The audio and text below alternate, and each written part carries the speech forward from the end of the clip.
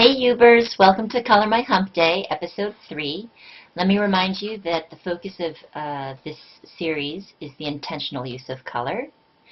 I recently got a new stamp set from Fiskars, and I was playing around with this beautiful tree as a focal image.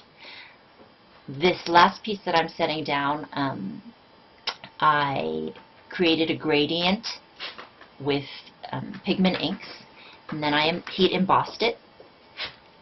I found though ultimately that the color and the image popped most beautifully on the white cardstock. So once again, here is a standard card size, 5.5 by 4.25, and I just used a pre-made card from a value pack from Michaels. And I cut out a piece of white cardstock to nest inside that at 5.25 by 4. And you may hear my doggies in the background. I actually wanted you to get a little snippet of what this sounds like. They're playing with each other, and I swear it's the happiest thing to witness. And I'm so happy because my little pupusa that I rescued, she taught my cocker how to play, and he's just so happy now. Anyway. So I used a Fiskars texture plate, and the title of that texture plate is Grass. I just wanted to create some subtle texture because I am going to really limit myself in the use of color, so that when I do put it down, it's really going to pop off the page. Most of the card is going to be white. Here's a piece of white cardstock in 3 by 3. I'm using my Hero Arts Designer Woodgrain Woodblock stamp to add some interest to that 3 by 3 piece of white cardstock. And I'm using Jenni Bowlin dye ink in brown sugar.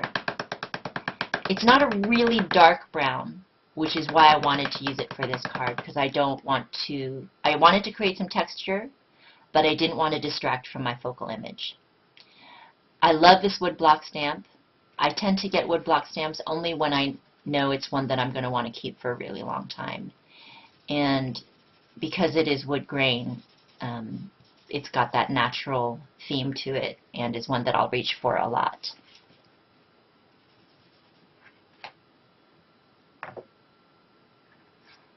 So the video I sped up a little bit, and I'm actually really psyched because I wanted this week to create a card for you that was a little bit easier to complete than the other ones that I've made.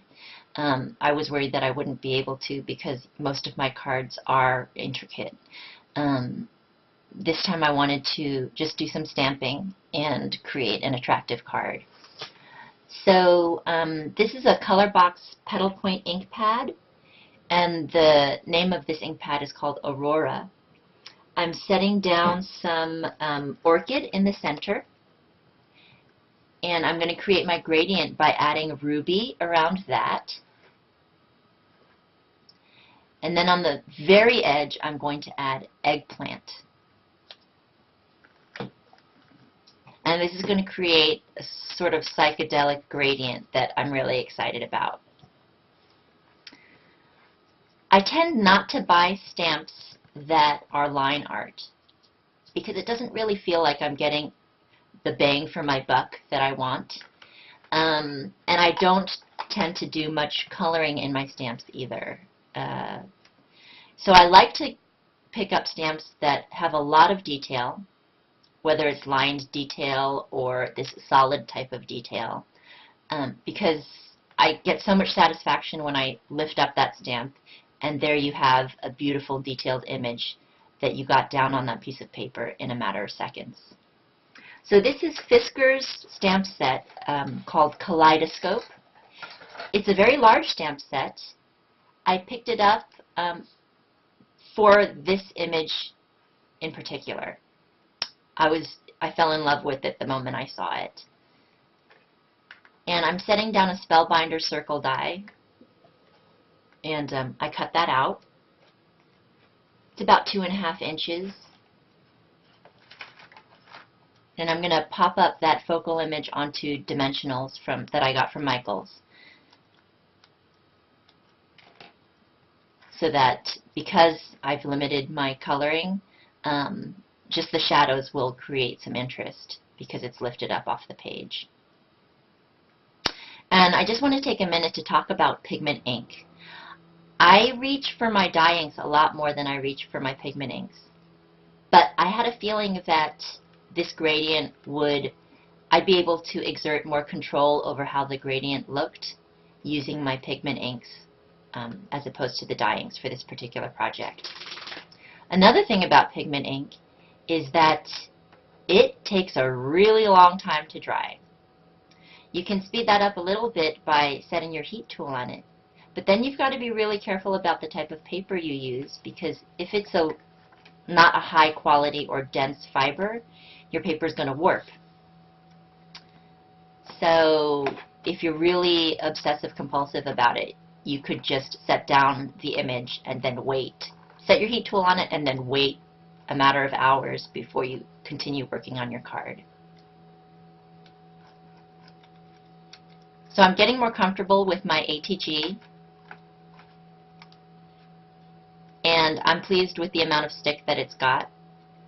I'm setting that focal image now towards the top of my card front. And I got this Celebrate It ribbon from Michaels. It's very shiny, and it exactly matches the colors that I put down for my focal image.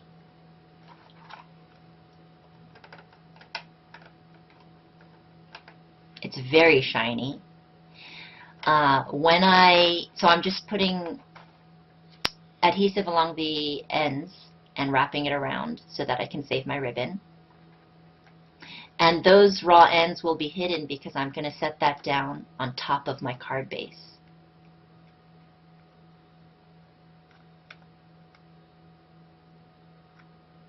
One thing I found with this ribbon that I haven't experienced before is that it kept fraying on me when I went to notch the edges. So I just recently found during my online shopping, window shopping experiences, a tool from, I believe it's Imaginis, and you stick the ends of your ribbon in there and it does, I think it heats it up so that it doesn't fray.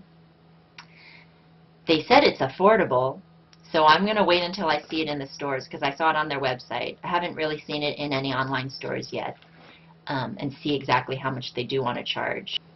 If any of you are using it, if you've gotten it, let me know how it's turning out for you.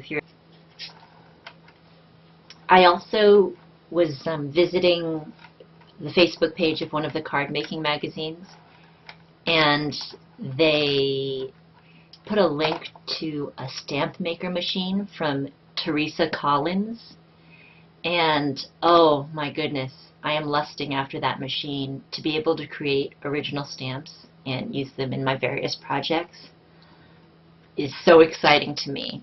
So I'm hoping I'm going to get that soon. So here's the card. I love the way the color pops off of that. I'm using my sentiment from Hero Art's new Amour stamp set. And I put the eggplant pigment ink on the stamp. And I'm just going to cut that out. And remember to be careful because that pigment ink smudges. Got to do something to prevent that from happening. I'm going to cut some notches in there and set that on the base of my card. So it's going to be about the width of the card. So I'm really excited about cards that are really careful in how much color they use. Cards that use primarily white and achieve interest through texture and shadow. My color of choice this time was a beautiful purple, which to me is a very rich color. That richness is sort of accentuated by the sheen of the ribbon. And I believe it represents in feng shui prosperity, and not necessarily financial wealth, but wealth of spirit, wealth of knowledge. And that's our card for the week. I'm thinking that I would love to see what you guys create using white and texture and your color of choice, gradients using pigment ink.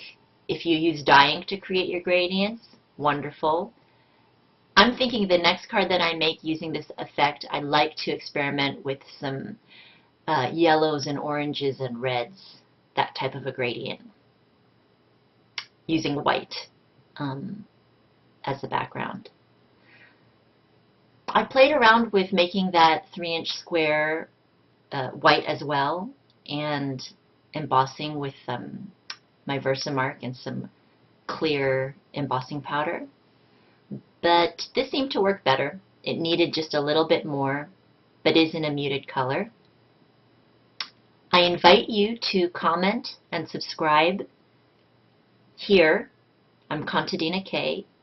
I also invite you to please visit me on my blog, contadinak.wordpress.com. I'm really experimenting with my microphones here. I'm trying out something different this time because it's been really difficult for me to address some technical issues. But this time I'm using my microphone from my webcam. So hopefully the sound quality is decent. But I really enjoyed crafting with you here today, and I am so excited about my new subscribers. Thank you so much for subscribing. It makes me really happy. And keep them coming. And we'll see you next time. Happy crafting. Bye.